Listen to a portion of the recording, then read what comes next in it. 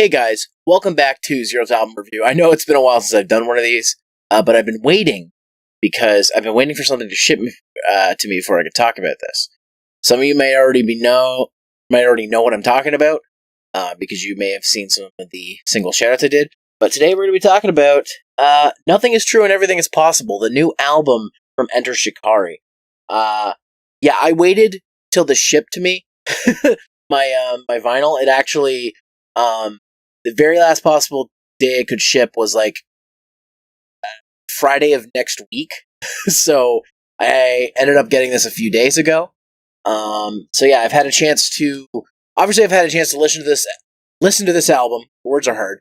On both digitally, which is how I've done most of my listening, and I recently listened to it on vinyl, obviously because I'm holding this here. So I have some thoughts and opinions on this. So first, just a little bit of background. I'm a big fan of their early album, Take to the Skies. I also like Common Dreads. I'm not a huge fan of the Flash Flood of Color or those in between. I did enjoy the Minesweep, but it's over as time has gone on. I haven't enjoyed it as much outside of the hits and a couple of songs. But this album's the full package. Front to back, it's a solid album. There are some spots that are a little like slow, but I'll get into that here.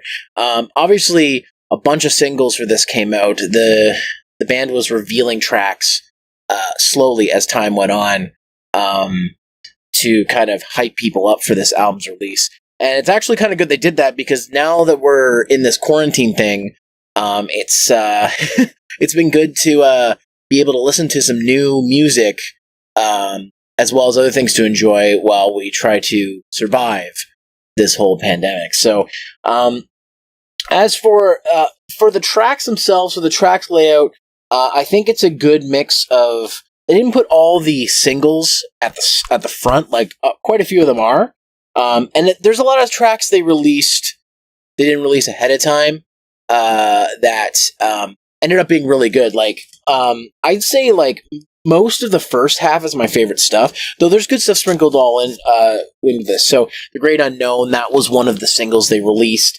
Really good track. Crossing the Rubicon has become one of my favorites on the album. Really, really good. That transitions into The Dreamer's Hotel, which was the first single they released and the video they released. And then we've got stuff like Waltzing Off the Face of the Earth, which is kind of like, it says crescendo, and it's kind of like exactly a waltz. It's like a boom, bum, bum, boom, bum, bum, like not my favorite kind of music, but it's something different and ironically very British soundings, because yes, these guys are a British band. So not a track I listen to all the time, but it is a pretty, it is something different and new for this album. And that's something I want to say, is that this is different and new, but it's all the same stuff you've heard as well. So it's kind of a good mix of new stuff and old stuff. If you're a fan of, like me, of Shikari's older metalcore stuff, you're probably going to like this. If you're a fan of their technocore stuff, which is some of their newer stuff, you're probably going to like this. It's a good range of stuff. Then, of course, we have tracks like Apocalypse Anonymous. That's a tongue twister. And The Pressure's On, also great tracks. We got Reprise 3. They've got some reprise tracks and whatnot. That's fine. My favorite track on the album is T.I.N.A, track 9. I love this song. Like, ever since the single was released, it's been one of my favorites. And then, of course, this is where stuff in the later half, there's Eulogy for Extinction and the two Marionettes tracks. Marionettes, 1, The Discovery of Strings, and 2, The Ascent. Not big fans of those tracks, but I'll still listen to them from time to time. Satellites is a big one. So Satellites is an important track for 2 reasons. 1, it's one of the best tracks on the album, and 2, it's definitely, this entire album is political, but it's definitely one that's important. It talks about tough issues like like LGBTQ related issues and stuff like that, and it's just also a great song. So, and then we've got The King, which was another one of the singles they released, which is also a great track. And then last one, Waltzing Off the Face of the Earth, Part 2. fuck it, I don't know what it says. All in all, a solid album. Like I said, the front half is a little more loaded with with stuff. We've got a lot of like tracks in the second half that are like, they're not bad, but they kind of just feel like filler. But once you get through those, like, because you've got it starts off like you've got T.I.N.A, Satellites, and The King, which are 3 great tracks, definitely in the second half of this album. But overall, I think it's a very fantastic album. And I've had this album sit with me for quite a while, because as the singles were coming out, I was listening to them, whatnot. So I've had this album sitting with me for a couple of months. I've been listening to it for a long time before this even came, before the album even came out, and before I even got my vinyl, I was listening to the digital version. So I've had some time to let it sit with me and how I feel, and this is one I keep coming back to. I'll go listen to other stuff. I've listened to a couple Bill Murray albums recently. I've listened to Dance Gavin Dance's new stuff, because their new album dropped, and when I get my vinyl, I'll be doing a video on that one. Don't you worry. I've listened to older stuff, and I always come back to this one at least once a week, because of the way the tracks grip me. I don't know if this is their best album. It's hard to say, because they just keep doing new and impressive stuff. Is it my favorite album? No.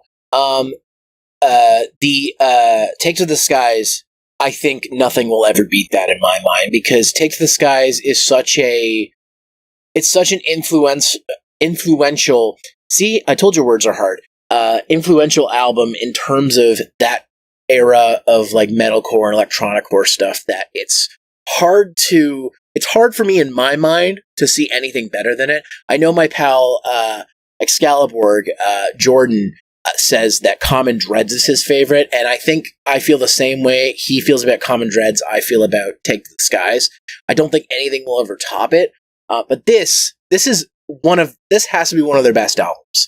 I was never a fan of the stuff from like Flash Flood of Color era, like when they got more techno-y in that era, like more focused on more electronic stuff. I was never a fan of that. I did get into it with the Minesweep, their last album. So I've gotten into more stuff, and since then I've gotten into more electronic core stuff, so it's kind of grown on me. But this is probably the best album they've released in a long time. And that's it comes highly recommended. If I was to put a score on it, this album would definitely be, it's in between an 8 and a 9. I'd say if I had to use the Fantano scaling, it's a hard 8 to a soft 9. So it's like an 8.5-ish. It's not amazing, it's not amazing, but it's definitely up there in terms of stuff for the year. And this year has just been amazing for music so far. So, and we're not even halfway through the year, so I can't wait to see what else gets showed off. So, if you get a chance, pick this one up. It does sound better on vinyl, I will say, but that's only if you have a good vinyl setup. It definitely has a deeper sound on those things. People who use vinyl know that already. But even if you can only get it digital right now, with these being kind of hard to get because of the whole COVID thing, definitely worth getting it digitally as well.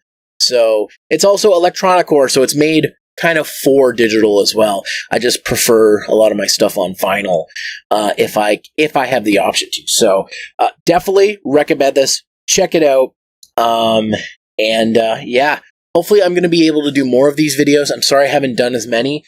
I felt like I front-loaded the start of the year with a lot of music reviews, and I just wanted to wait a little bit to not do more. But yeah, guys, definitely check this out. You know where to find me. Socials are down below. You can back me on Patreon if you want to see more stuff like this. And I stream on Twitch Tuesdays, Thursdays, and Sundays at 8:30 p.m. Eastern Time. Thanks again, guys. I'll see you for the next one. Hey guys, finally, after so long, a new episode of Oni Rikaku's review show, The Arcade Room, is finally up, and I helped out with it. Go check it out on his channel. Link will be in the description.